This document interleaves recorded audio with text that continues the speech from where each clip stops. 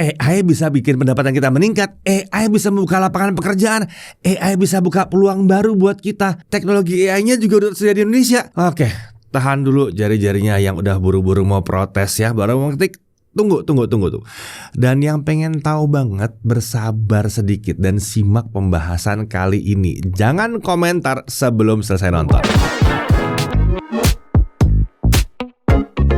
Ya, AI sudah hadir ya. Suka nggak suka, AI ini akan datang tanpa bisa dibendung. Jadi yang bisa kita lakukan adalah berlomba memahami dan memanfaatkannya. Nah, topik yang akan kita bahas kali ini adalah seputar penggunaan AI di berbagai kalangan dan pengembangan AI di Indonesia dan keamanan data terkait AI di sini. Kita akan bahas ini bersama NVIDIA dan HPE. Oke, di sini sudah ada Pak Bayu dari HPE atau Hewlett Packard Enterprise, benar ya Pak ya? Betul. Oke, lalu ada Pak Andri dari NVIDIA. Ya, oke, kita langsung aja nih, kita mulai aja langsung ya. Kemana dulu enak ya? Ke NVIDIA dulu. Kan bicara AI kan? Oke, kalau kita bicara pengembangan AI sekarang nih ya, kan kayaknya banyak ya perusahaan-perusahaan yang langsung masuk ke Indonesia. Kita bicara spesifik Indonesia deh ya. Datang ke Indonesia untuk investasi, untuk mengembangkan teknologi di Indonesia gitu ya. Kenapa sih? Saya tidak mengecilkan Indonesia sih sebetulnya, cuman apa urgensinya si AI ini harus dikembangkan beberapa perusahaan, bahkan mungkin semakin banyak perusahaan spesifik di Indonesia sampai ada investasi di Indonesia. Apa sih urgensinya? Indonesia itu penduduk yang banyak Mas, 270 juta. Ya, nomor 4 dunia. Nomor 4. Ya, populasi. Potensi besar ada di Indonesia. Jumlah penduduk itu mempengaruhi kemajuan satu negara juga. Betul. Salah satunya. Dan kita ngelihat resource di Indonesia itu bukan main-main, termasuk orang-orangnya juga. Boleh dibilang banyak orang canggih Indonesia yang banyak di luar, dan mungkin nggak sehingar-bingar kayak orang India gitu. Rame itu, kalau itu rame banget itu. Rame. Jadi kita ngelihat bahwa AI di Indonesia akan tumbuh karena memang banyak startup di Indonesia, dan banyak juga ahli-ahli software developer yang bisa potensi membuat satu karya yang bisa tumbuh di era digital. Jadi pengembangannya itu, tapi maksudnya gini, kita jumlahnya banyak, nomor 4 dunia, hampir sama lah dengan jumlahnya Amerika ya. Tapi apakah itu berarti yang dikembangkan, di-develop di Indonesia itu hanya untuk Indonesia dulu, atau mungkin kenapa banyak yang berusaha untuk mengembangkan Indonesia karena paling enggak di Indonesia dulu pasti bisa dipakai gitu ya? Iya, betul Mas. Karena jumlah dulu ya berarti ya. Ya. Kalau kita lihat industri, kalau kita ngomongin industri hardware di Indonesia agak sulit. Tapi kalau industri software di atas hardware, saya yakin Indonesia bisa bersaing dengan Amerika sendiri. Sementara NVIDIA walaupun punyanya hardware, tapi butuh softwarenya. Betul. NVIDIA saat ini membuat software yang gratis, yang untuk dipakai developer untuk membangun karya di atas itu. Apakah ini berarti ini punya potensi untuk buka lapangan kerja di Indonesia? Kalau semuanya pada pengembangan di Indonesia kan, paling nggak ya ada banyak lah yang mengembangkan Indonesia. Jadi potensi lapangan pekerjaan baru. Betul Mas. Jadi pertama skillnya juga mesti upgrade dulu. Oh iya, upgrade skill ya. Ngerti AI, salary-nya juga pasti berubah. Oh iya. Orang yang ngerti AI dan nggak ngerti AI kan pasti berlipat-lipat. Iya. Kemudian sisi yang lain, sejak software itu berdiri dan menjadi startupnya happening gitu, tentunya dipakai buat Indonesia dan juga dipakai buat di bagian dunia yang lain. Apakah dari HP juga ngeliat seperti itu? Nah itu apa? Ini potensi buat lapangan pekerjaan itu kan soalnya gini, mungkin yang nonton pada bingung ini ngapain sih ditanyain kayak begini gitu ya. Kalau tidak ada potensi pengembangannya, hardwarenya buat apa? Betul. Ya kan. Jadi kalau ada potensi pengembangannya, baru hardwarenya, baru apapun yang mau dijual itu bisa masuk ke Indonesia gitu kan. Ya. Makanya ya saya tertarik nih ngelihat karena HPE punya solusi. NVIDIA nggak usah dibahas solusinya. HPE juga getol nih solusinya nih. Yang menarik buat saya adalah sedemikian serunya nih solusi ditawarkan Indonesia. Apakah iya kelihatan di Indonesia seperti itu, potensi lapangan pekerjaannya naik, terus AI bisa bantu efisiensi, apakah itu yang terlihat? Kalau dari HPE yang terlihat seperti apa sih? HPE juga kita sudah banyak juga ngobrol ya dengan customer, dengan partner kita gitu ya. Potensi itu betul ada gitu ya, dan customer kita sudah nyari juga, mereka ngobrol juga dengan software developer yang kemudian juga sempat juga pasti ngobrol dengan Nvidia gitu ya. Kalau kita lihat di sini memang trennya memang ke arah sana semua. Semua juga mencoba untuk belajar AI gitu ya, untuk supaya mereka nggak ketinggalan gitu. Dan potensi dengan munculnya lapangan-lapangan pekerjaan baru ini juga udah mulai kelihatan gitu. Jadi dari customer kita sendiri juga, oke, kita harus siapin apa nih? Skillnya satu, betul, people ya. Terus dari sisi teknologinya mereka harus siap juga. Apa yang harus mereka siapkan di tempat masing-masing di kantor. Kemudian prosesnya menuju ke sana juga mereka udah mulai belajar gitu. Oke, untuk supaya kita siap dengan masa depan ini yang serba AI, serba otomatis gitu ya. Nah, contoh nih ya, misalnya salah satunya ada di financial services lah ya. Misalnya ya, atau di bank, di bank ya. Bank itu mereka udah coba ngelihat bisa nggak manfaatkan AI untuk fraud detection gitu kan. Fraud detection apa ya? Untuk Iya. Ngerti. Nah, jadi untuk menghindari penipuan lah ya. Ya, penipuan itu kan sekarang makin pintar ya. Iya. Kalau polisi makin pintar, penjahatnya makin pintar gitu kan. Iya, betul. Dan begitu sebaliknya gitu ya. Dari sisi yang mau melakukan fraud gitu, mereka makin pintar, mereka menggunakan AI. Polisinya juga harus pakai AI juga dong ya kan. Akhirnya apa? Ya dua-duanya harus naik level gitu kan. Nah, naik level itu apa artinya? Mereka harus mencoba untuk belajar lagi, training lagi. Di situ juga ada lapangan pekerjaan yang tadinya mungkin yang namanya mencari penipu itu dari nungguin di telepon gitu ya, nungguin di telepon sama pelapor. Sekarang mereka harus mencari harus belajar lagi bagaimana potensi pencurian itu sebenarnya mungkin sudah di awal bisa dideteksi. Dari mana? Melalui AI. Mereka sendiri akhirnya harus belajar AI untuk mengajari, untuk melakukan training terhadap AI itu sendiri. Dan training jadi, ada 2 ya. Kan di bank itu udah mulai nge-train AI untuk bisa melakukan itu. Mereka harus siap di situ. Jadi nggak cuma make doang ya? Nggak cuma pakai doang. Mereka harus bikin modelnya sendiri gitu. Ya, itu satu. Kedua di bank misalnya chatbot. Yang tadinya buat ngobrol ya. Buat ngobrol gitu kan, buat ngobrol, buat misalnya nanya gitu. Kalau yang tadinya kan untuk cek tagihan saya berapa, saya harus Oh ya, kalau udah cuma gitu doang. Sekarang tinggal chat aja gitu kan. Jadi ya itu dia, di situ juga mereka juga harus siap ke sana. Kelihatan sekarang trennya emang ke arah sana gitu ya. Jadi kebutuhan itu memang ada. Benar juga ya, kalau pakai chatbot, kalau chatbotnya pakai mesin itu berarti masalahnya cuma ada di jumlah line telepon yang dia punya ya. Itu doang ya, bukan nggak ada masalah dengan jumlah armada orang yang ada di situ. Bahkan kalau pakai internet, pakai chat gitu ya udah nggak ada limit itu harusnya tuh. Masalahnya cuma berapa jumlah GPU Nvidia yang terpakai. Gitu. Ya dong, kalau banyak masuk pertanyaannya kan dia proses jalan terus kan. Butuh performance. Kalau kayak gitu. Nah, tapi ini tricky sih pertanyaannya. Kalau itu bisa menggantikan jumlah orang yang banyak, orang yang banyaknya kemana? Nvidia dulu apa sih? Dulu. Oke, dari Nvidia ngeliatnya gini Mas, productivity akan meningkat, otomatis biasanya diiringi dengan profitable-nya juga. Profit ya. Mungkin buat perusahaan begitu bisa meningkatin efisiensi, keuntungannya nambah, berbagi juga ke karyawannya. Oke, gaji naik, kemudian memikirkan ekspansi ke depan. Dan yang tadinya hanya untuk, ambil contohnya tadi helpdesk gitu, mungkin bisa ke ekspansi ke depan untuk pembukaan cabang baru atau bisnis baru. Oh, jadi lowongannya betul juga sih. Lowongannya bukan buat helpdesk. Lowongannya untuk mungkin di cabang baru lagi, bikin bisnis baru lagi. Iya. Lebih ke arah situ jatuhnya ya. Itu. Kalau dari XP sendiri gimana? Mungkin menambahkan aja ya, ini supaya lagi kita ngomongin helpdesk deh ya. Kalau misalnya nanti gitu ya, dengan AI, dengan chatbot itu sendiri, ada pekerjaan-pekerjaan helpdesk yang mungkin bisa terbantu. Contohnya misalnya kan sekarang mungkin banyak ya nasabah-nasabah lama. Mereka cuma pengen ngecek kartu kredit sekarang sudah sampai berapa gitu ya. Kan sampai sekarang kan banyak yang nggak online ya. Saya baru transaksi hari ini, baru keluar besok atau 2 hari lagi gitu kan. Nah mungkin dia pengen cek yang tadi transaksi masuk nggak, karena mungkin di edisi udah terpotong tapi katanya fail atau apa kan. Kalau yang tadinya mungkin harus telepon dan akhirnya harus lama menunggu helpdesk untuk menjawab, saya ngecek dulu ya segala macam. Itu kan mungkin bisa dihandle dengan AI. Nah sekarang pekerjaan itu kemana? Nah helpdesk tetap dibutuhkan nih. Untuk apa?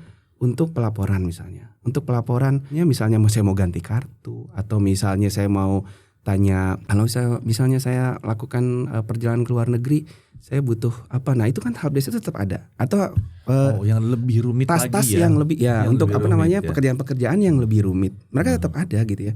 Tapi sekarang mereka nggak melakukan pekerjaan-pekerjaan yang mudah lah gitu ya. Mereka lebih banyak waktunya bisa digunakan untuk membantu nasabah-nasabah atau bahkan membuat yang baru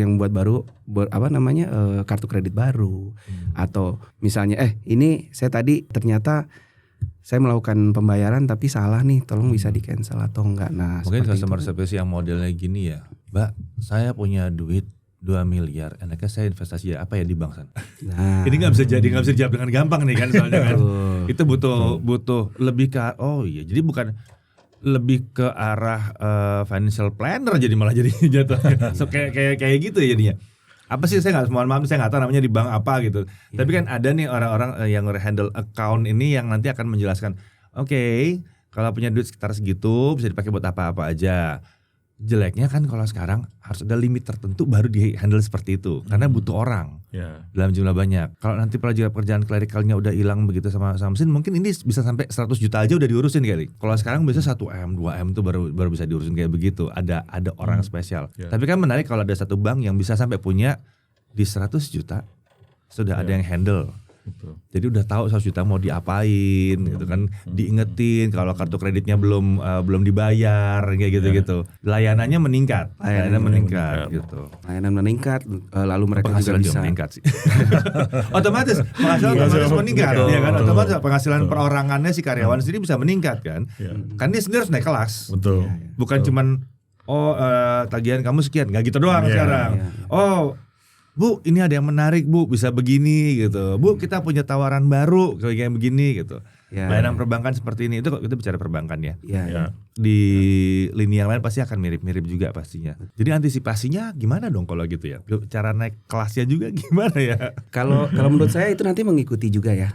Akan mengikuti kan dari contoh misalnya ada tim helpdesk ini sendiri, karena dia ada pekerjaan-pekerjaan yang tadi mungkin lebih ke low level gitu ya, yang hanya menjawab iya dan tidak gitu, tapi sekarang menjadi ada lebih ke yang lebih kompleks. Itu kan dengan sendirinya mereka akan terpacu untuk ya toh sama kan pekerjaannya tetap pekerjaan menjawab dan komunikasi dengan nasabah gitu ya. Cuma sekarang mereka jadi harus naik level, mereka harus mengenali nasabah gitu ya. Dan sekarang mereka juga bisa melayani lebih banyak nasabah kan. Gitu ya. Sekarang kan lebih banyak nasabah. Kalau yang tadinya maaf semua helpdesk kami sedang melayani. Itu nyebelin tuh.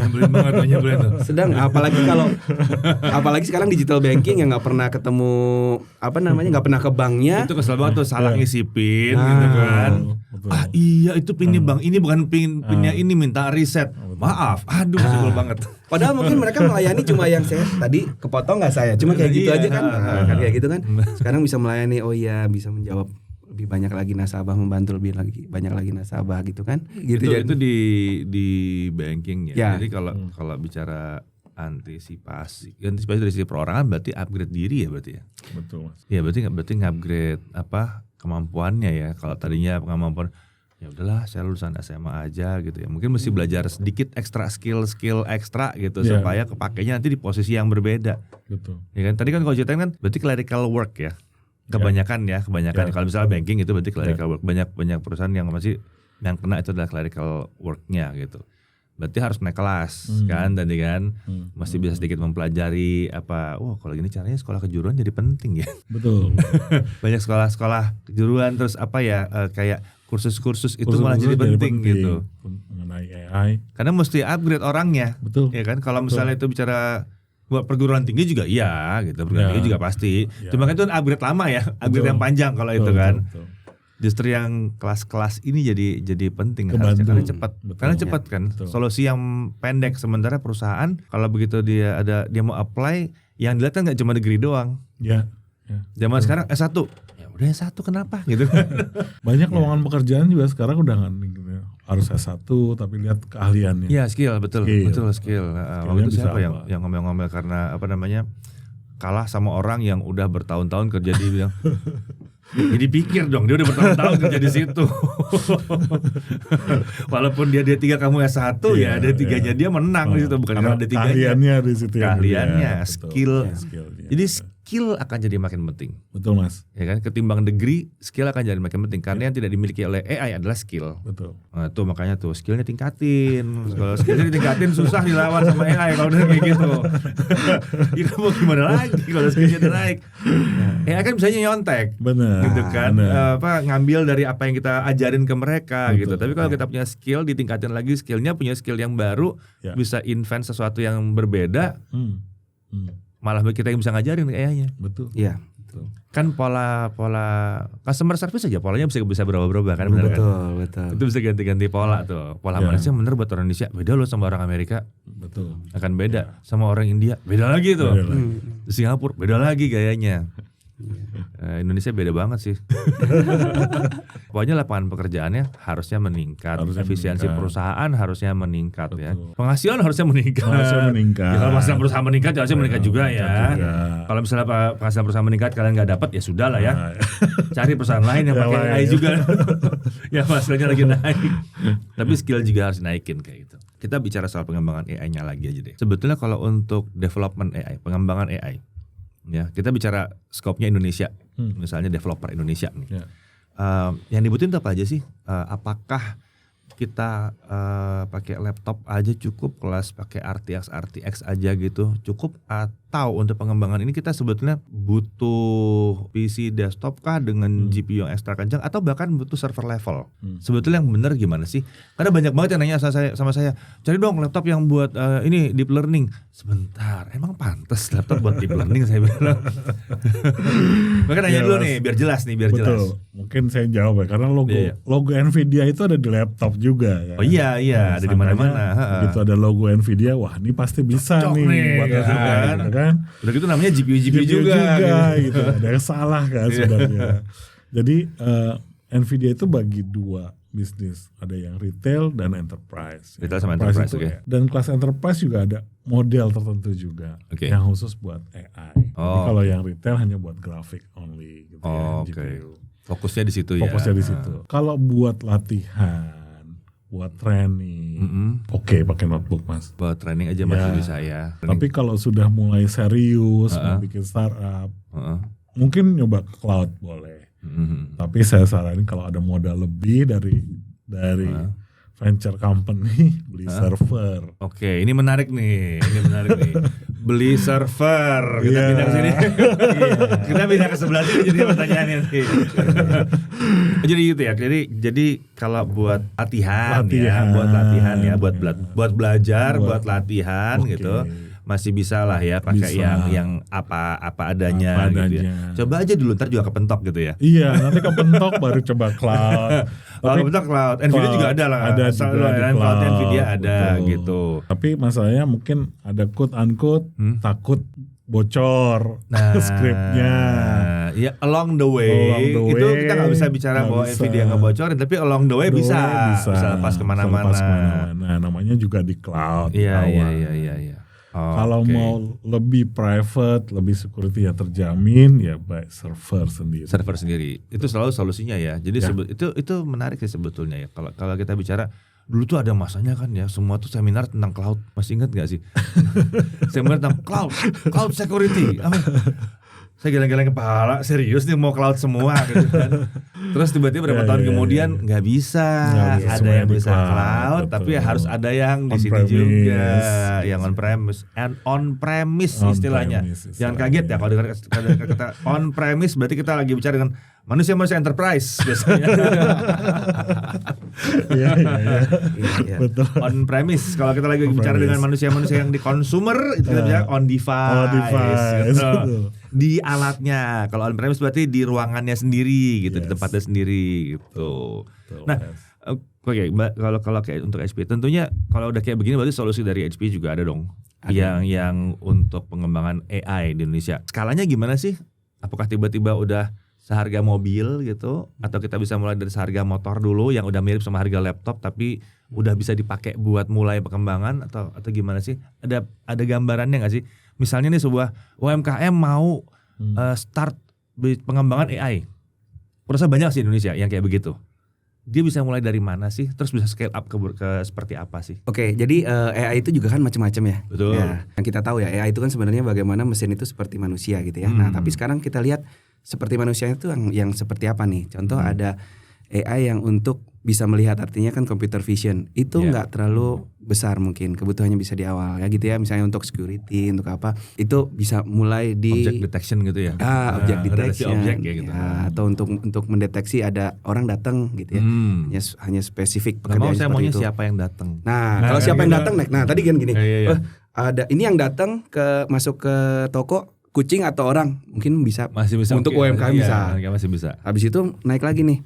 Tapi saya mau siapa yang datang? Agak lebih naik lagi. Nih, siapa yang datang? Ini Pak Bos bukan? Iya. Kan lucu ya kalau tiba-tiba wah mobilnya Pak Bos datang langsung buka sih, buka gitu kan. Bisa kayak begitu. Kalau AI harusnya begitu. Kameranya cuma satu tuh, nggak ada spesial tuh. Itu kita ada juga gitu kan. Nah, terus nanti naik lagi. Oke, kalau ada yang toko yang datang terus ini kita bicara masa depan lah ya. Iya. Karena tadi contohnya toko udah keburu itu. Oh, bukan kucing, manusianya sekarang dikenali bosnya apa bukan gitu kan. Nah, lalu kemudian kita ngomongin supaya nanti ada yang bilang selamat datang gitu ya. Ada yang selamat datang. Itu berarti AI yang bisa ngomong selamat datang, silakan hari ini ada apa tapi bukan rekaman ya. Misalnya kita anggaplah ini kita koneksikan dengan AI sehingga dia bisa mengenali ada ibu-ibu misalnya, kalau perempuan yang datang, selamat datang ibu, selamat siang ibu, gitu kan, selamat siang ibu, maaf basah, misalnya dia lihat hujan, komputernya bisa lihat hujan. Nah itu ada itu mungkin masuknya ke middle, kalau yang tadi yang low gitu, yang itu yang middle. Kita mau masuk lagi nih, misalnya masa depan itu toko udah nggak pakai penjaga toko lagi nih. Nah, jadi udah semuanya ada sekarang? Udah ada ya? Udah ada. Oh, saya ketinggalan udah. berarti. Amazon ya waktu itu udah bikin, masuk udah nggak ada. Ya. Masuk tinggal ngambil aja barang. Iya, ambil bawa keluar ya. Iya. Nah, misalnya nanti kita bisa ngobrol nih sama AI-nya. Nah, itu kan berarti kaitannya kayak yang mungkin sekarang ada chatbot ya, kayak ChatGPT kita udah bisa pakai ngomong ChatGPT, Copilot gitu ya. Nah, itu yang mungkin di sini sih HP dan Nvidia itu kita bikin ada kolaborasi ya. Ini diumumkan di November 30 kemarin di acara Discover Discover HP Discover ya. Kita punya ini yang paling tinggi turnkey solusi yang bundle HPE dan Nvidia. Itu jumlahnya ada 16 server. Ya, itu adalah salah satunya adalah penggunanya untuk seperti ChatGPT tapi private. Seperti ChatGPT tapi private. Kalau ChatGPT kan sekarang semua orang harus cloud. Harus cloud. Lalu kalau kita misalnya kita mau ngajarin dia kita bisa ngajarin ChatGPT sesuatu kan ya. Kita kasih PDF, kita kasih makalah, kita kasih apa kan. Nah, contohlah kita mau sebuah perusahaan itu dia pengen punya chatbot sendiri. Nah, dia harus diajarin dong produk-produknya apa gitu kan. Tapi nggak boleh data perusahaan ini keluar gitu ya. Walaupun itu adalah data-data yang mungkin publik, tapi tetap aja nggak semuanya bisa di-share gitu kan. Hanya mungkin misalnya hanya untuk konsumsi nasabahnya kalau bank, atau untuk konsumsi customernya yang sudah pakai produk mereka. Nah, solusi seperti inilah dibutuhkan adalah buat chatbot atau kita sebut teknologinya adalah private LLM. Nah, salah satunya adalah dengan large language model. Large language model adalah dengan yang ini Gen AI nanti Gen AI solution buat enterprise gitu ya. Yang seperti itu mungkin yang paling mahal. Yang kalau tadi Om Deddy bilang ada yang seharga motor, ada seharga mobil tadi yang tengah gitu ya ada ya. Oh, tengah tuh harga mobil ya. Harga mobil yang harga mobil ya. Harga rumah lah udah masuk. Nah, kalau yang ini mungkin harga rumah. Harga rumah. Oke. Cuma yang membedakan kalau harga rumah atau harga gedung, targetnya siapa dong? Berarti hanya untuk perusahaan gede? Belum tentu. Karena HPE kita juga punya yang model OPEX walaupun yang datang tuh satu rumah, tapi saya mau pakainya satu kamar dulu, nanti dia kalau kita sebut itu Green Lake ya. Ini agak jualan dikit nih ya. Pengen tahu. Gimana caranya sebuah server yang tidak katakanlah virtually nggak nyambung lah ke internet gitu ya, servernya buat di dalam lokal itu aja, tapi saya misalnya sebagai developer bisa make hanya dengan modal OPEX. OPEX ini operational cost aja nih, berarti saya cuma bayar iuran, cuma bayar bulanan doang nih, ya cuman pay per use, pakai pada saat dipakai, bayar pada saat dipakai gitu berarti. Betul. Gimana caranya sih? Kalau online, kalau cloud udah tahu. Ini kan alatnya udah kepasang gitu. Gampangnya kalau cloud sudah tahu nih ya, teman-teman udah pada tahu cloud. ini adalah cloud experience. Cloud On premise. Cloud experience tapi on premise. Ini diperhatikan ya, soalnya banyak yang nanya ngeri sama kalau misalnya apa yang desainer gitu kan. Pada ngeri tuh. Kalau saya upload gambarnya nanti dipakai nih sama si model AI ini. Dipakai. Begitu orang lain bilang tolong bikin gambar kayak gini, gambar saya dipakai ke sana atau dicontek ke sana. Kan itu yang nggak mau dilakukan. Nah, berarti ada solusinya yang sepowerful yang dilakukan di cloud, tapi dia bisa terjaga dipakai hanya di situ doang, di dalam ruangan itu doang atau dalam kantor itu doang gitu. Ada. Itu dia yang tadi saya sebut nih, yang sempat diumumkan di SPI Discover di Barcelona. Solusinya adalah berupa, kalau yang kita sebutnya adalah generative AI for enterprise ya. Generative AI itu kan adalah salah satunya yang tadi ya LLM, yang kedua adalah yang tadi Om Deddy mungkin sempat sebutin untuk misalnya bikin gambar, bikin video, ya itu kan generatif ya. Nah, tapi kita nggak mau nih ide-idenya itu ditaruh di cloud. Artinya kita taruh di on premise itu dalam bentuknya sih kalau supaya ada bayangan ya, bentuknya adalah satu rak. Isinya ada 16 server. Tapi pay per use tadi ya. Jadi mulainya jadi nggak harus kayak beli rumah sekaligus. Nah, di situ kita bisa masukkan data contoh dari desainer, contoh lah kita mau bikin apa ya, animator itu ya misalnya. Nah, ide-idenya dia bisa masukkan ke situ tanpa harus khawatir datanya bocor kemana-mana. Kayak perpustakaan ya. Kayak perpustakaan. Kayak perpustakaan gitu. Terus ada lihat lemari-lemari di situ, mau diambil, mau ditaruh gitu. Ya, jadi bisa gitu di situ. Tapi mahal banget nggak? Ya, nanti dipakainya sesuai dengan kebutuhan. Contoh pada awal-awal mungkin mereka hanya pakai untuk bikin animasi, untuk bikin gambar. Mulai dari gambar lah ya. Misalnya saya mau bikin lukisan lah, tapi idenya dari kami gitu ya, dari kita. Nah, mungkin dipakainya tadi sedikit. Ya sudah, nanti dibayarnya juga berdasarkan bulanan di akhir bulan, bahkan dihitungnya itu per hari. Dihitungnya per hari. Penggunaan hari itu GPU-nya berapa besar sih gitu ya. Ini hanya gambaran kasar lah ya. Contohnya seperti itu. Kayak warnet ya. Gitu. Pay per use ya. Pay per use kan, benar kan kayak warnet jatuhnya. Cuma ini datangnya buat ngurus AI dan ini bukan untuk nyambung ke internet. Ini untuk menggunakan si mesin itu gitu kan. Betul. Oh lucu ya, ada kayak begitu. Di Indonesia udah ada yang bikin belum sih? Indonesia saat ini masih banyak pada explore lah ya, karena AI sendiri juga masih baru. Tapi kalau yang non AI itu sudah banyak yang pakai model pay per use ya. Itu ada beberapa ya, ada beberapa. Jadi mereka beli server kita itu ya berdasarkan pay per use server, storage dan lain-lain. Tapi kalau AI memang kita ya AI sekarang berlomba-lomba semua ya. Yang besar-besar ya, pada berlomba-lomba semua. Setahu saya cuma satu perusahaan sih nggak berlomba. Nvidia doang. Lomba sama siapa? Coba Nvidia doang. Waduh. Cuma Nvidia doang yang nggak berlomba kalau di AI kan dia. tapi yang saya senang dari Nvidia nih ya, dia tidak berlomba sama yang lain di AI karena yang lain pada kayak kelupaan gitu ya, kelewatan gitu. Cuma Nvidia ini nggak pernah berhenti. Kayak entah kenapa dia lari terus aja.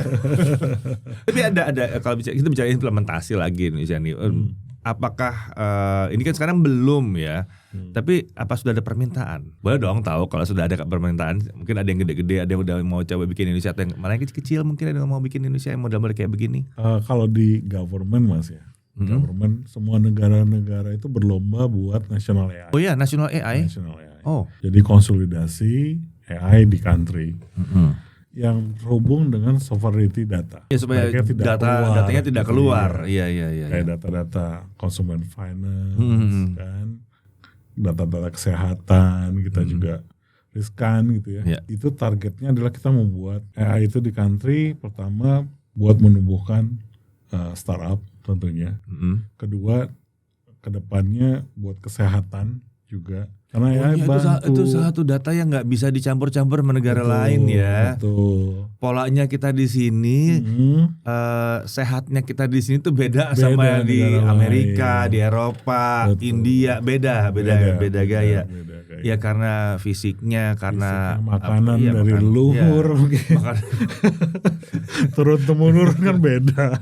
Bisa jadi tuh obatnya udah bener, diobatin di luar negeri mana di Eropa, terus bingung. kenapa ya? Tapi selama pengobatan jangka panjang ini nggak gemuk-gemuk, nggak makan nasi, nggak bisa dikasih kentang doang. Ada yang salah AI-nya nih. Salah, ya. DNA-nya salah. Salah, DNA-nya butuh nasi ternyata. Nasi, gitu. ya. Spesial ya, spesial. Spesial. Iya betul juga ya. Jadi kalau dipikir-pikir, AI kan bekerja seperti manusia, berarti kan dia butuh lokalisasi ya. Betul. Di dalam lokalisasi itu juga butuh pengembangan dari lokalnya sendiri supaya bisa berkembang. Kita butuh ada skala dari kecil sampai ke yang gede tadi. Yang saya suka tadi kok sampai udah bisa nyewa doang sebentar. Berarti ini kan solusi ya. Saya bisa pakai monster ini gitu kan. Tapi cuma sebentar mau nyoba ini gitu. Kemarin saya udah nyoba pakai laptop. Udah bisa, udah nyangkut, udah lumayan sih buat belajar gitu ya. Iya. Mau nyoba pakai cloud serem gitu. Oke, kalau gitu. Jadi kelihatannya menarik nih di Indonesia, kemajuannya udah jelas. Ini udah kena spill sedikit ya. Kasih ide ternyata udah jalan. Gak apa-apa, saya malah senang gitu. Ternyata udah jalan gitu kan. Berarti kemungkinannya kita akan bicara soal lokalisasi AI dan percepatan untuk orang-orang pada belajar AI, ningkatin skill di AI juga udah kelihatan jelas banget di sini. Gitu. HPE juga udah ada solusi-solusinya, berarti kan dari yang entry gitu kan sampai yang ke atas itu ada. Kalau buat, tapi mau spesifik dulu deh, kalau buat entry level AI itu kayak gimana sih? Seberapa sih? Ada bayangan sih berapa sih? Ya kalau entry level untuk enterprise ya. Enterprise entry level. Ya, kayak ada perusahaan, oke, saya mau masuk ke AI, boleh deh. Berapa sih yang paling murah? Suka gitu kan, kadang-kadang gitu kan. Kadang-kadang suka gitu kan. Kan tidak cuman user aja yang mau nyoba dulu pakai laptop, tapi enterprise juga mau nyoba dulu dong, ya kan? Entry point, semobil kah? Semobil yang LCGC. Ya mobil yang murah lah. Oh oke, semobil LCGC, mobil itulah ya, taksi online, taksi online. Taksi online. Itu udah bisa lah. Gitu. Itu udah bisa secara hardware ya? Secara hardware. Udah siap jalan, udah ada Nvidia-nya. Sudah ada. Saya nggak perlu pesan lagi. Nggak perlu mas. Nggak perlu ya. Sepaket. Udah sepaket. Ya, itu. Kalau buat enterprise sebetulnya enterprise kan duit 100 juta itu kan bukan duit besar sebetulnya. Apalagi buat pengembangan perusahaan tuh bukan duit besar. Itu sudah termasuk support dari Nvidia. Oh ya? Dan software Nvidia. Oh begitu. Di dalamnya. Kita kerjasama dengan SP itu satu paket. Jadi supportnya itu support developernya Nvidia. Nice. Jadi misalnya startup, programmer, ada stuck di script, Nvidia bantuin. Kenapa nggak jalan scriptnya nih? Yang susah nih dilawan Nvidia. Itu yang kita bilang, kita ngebajukan training supaya market ini growth education itu perlu gitu ya buat itu yang susah. Ini saya mau mengarahkan nih, saya tahun 2010 waktu Jensen Huang bikin pengumuman bahwa dia bilang 70% investasinya itu 70% penghasilannya dia itu mau dipakai untuk pengembangan riset and development dan paling besar adanya di software yang ngetawain banyak. 2010 yang ngetawain banyak. 2024 diem semua. Betul. Dan ini kelihatan sekarang hasilnya kan. Masa beli server ada softwarenya? Ya kan? Di mana-mana software Mas suruh beli lagi, bener? Ya kan? Nggak ada urusannya kayak begitu. Zaman dulu kan beli laptop aja kalau udah enterprise software beli lagi satu-satu. Mau software apa? Mau layanan apa? Beli lagi. Kalau ini kan enggak. Sudah include. Plus supportnya dari supportnya lagi. Developernya Nvidia 24 jam. Luar biasa. Jadi untuk pengembangan ini Nvidia all out banget ya. All out dan all in. All out keluar betul, all in semuanya gitu. Maksudnya semuanya jalan gitu. Ya. Nice. Menyenangkan sekali kalau lihat perkembangannya seperti ini. Berarti kayaknya saya harus menunggu update-nya nanti kalau sudah start. Nanti saya nunggu diundang berarti ya. Buat lihat nanti gimana perkembangannya kan. Spesifik Indonesia aja lah. Saya nggak usah lihat yang di luar-luar, nggak usah yang Indonesia dulu aja. Itu yang paling penting soalnya. Yang di luarnya mau jadi apa itu kan cuman impiannya begini. Kalau yang bisa jadinya apa kan, nah ini dia nih. Yang terjadi begini nih gitu. Oke kalau gitu, terima kasih banyak. Udah mau memberi penjelasan ekstra di sini buat teman-teman yang mungkin mau tahu bagaimana perkembangan AI sekarang di Indonesia. Skala enterprise-nya dan sebetulnya nggak perlu dilihat enterprise ya, lebih ke arah realnya gimana berkembangnya. Dan bukan cuma sekedar sejauh mana kamu bisa bikin prom, bukan. Itu itu part dari itulah gitu kan. Tapi di sini lebih ke arah orang Indonesia sendiri, perusahaan Indonesia sendiri, bahkan kitanya sendiri sebagai Indonesia gimana caranya bisa dapat kemampuan untuk mengolah si AI ini juga untuk kedepannya gitu ya. Oke, kalau gitu terima kasih semuanya udah datang ke sini. Semoga lebih mencerahkan buat teman-teman yang nonton. Ya begitu ya kurang lebih ya. AI ini baru aja hadir. Berdasarkan pembahasan tadi, kita sebaiknya melihat hadirnya AI ini sebagai batu loncatan atau awalan yang baik. Kenapa? Karena AI akan menjadi hal yang baru untuk banyak pihak. Pengembangan AI kelihatannya akan cepat, tapi masih akan bermunculan teknologi baru serta kesempatan baru dalam waktu dekat. Untuk kalangan enterprise dan developer atau pengembang, hadirnya solusi dari HP dan Nvidia ini bisa menjadi batu loncatan atau bahkan mesin utama pemanfaatan teknologi AI. Tentunya dalam rangka peningkatan efisiensi kerja untuk sebuah perusahaan dan untuk pengembangan teknologi AI itu sendiri. Ya, teknologi AI ini bisa dikembangkan di Indonesia oleh orang Indonesia sendiri dan tentu saja aspek etika dan keamanannya harus sangat diperhatikan. Tapi kita harus bergegas nih karena ini adalah kesempatan kita untuk maju dan bersaing dengan bangsa-bangsa lain. Saya Deddy Irfan, Jakarta TV.